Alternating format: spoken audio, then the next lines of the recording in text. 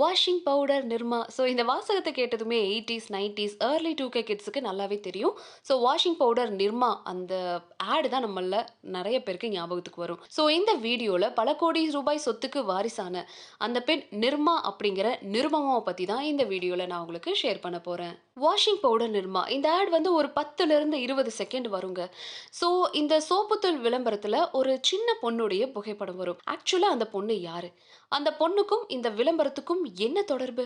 சோப்புத்தூள் மற்றும் அதன் விளம்பரத்துல நம்ம பார்த்த சிறுமியுடைய பெயர் தான் நிருபாமா. அந்த சிறுமியுடைய பெயரே துணி சோப்புத்தூளுக்கும் வச்சிருக்காங்க. 1969வது வருஷம் குஜராத்தை சேர்ந்த கர்சன்பாய் அப்படின்றவர் நிர்மா அப்படின்ற பேர்ல துணி துவைக்கிற சோப்பு பவுடர் நிறுவனத்தை ஆரம்பிச்சிருக்காரு. கர்சன்பாய் மகளின் பெயர் நிருபாமா.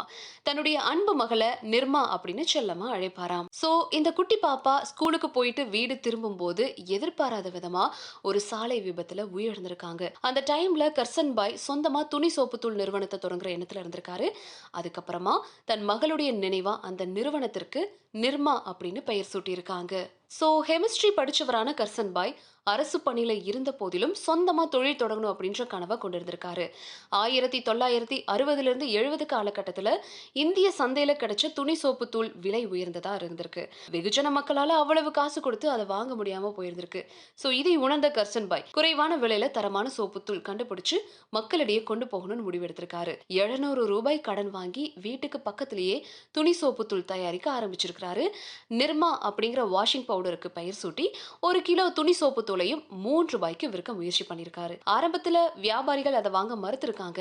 அதுக்கப்புறமா சைக்கிள்ல வீடு வீடா போய் விளம்பரம் பண்ணிருக்காரு.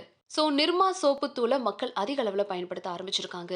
1988ல நிர்மா வாஷிங் பவுடர் இந்திய விற்பனை சந்தையில 60 விழுக்காடு இருந்திருக்குங்க.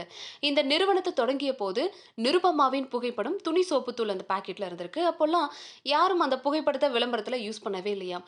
அதுக்கப்புறமா கர்சன்பாய் பாக்கெட்ல நிர்மா வெண்மை நிற ஆடை அணிஞ்சு நடனமாடுற புகைப்படத்தை வெளியிட்டிருக்காரு. சோ நிர்மா நிறுவனத்தின் மதிப்பு சில வருஷங்கள்லயே கோடிக்கணக்கில் உயர்ந்திருக்கு.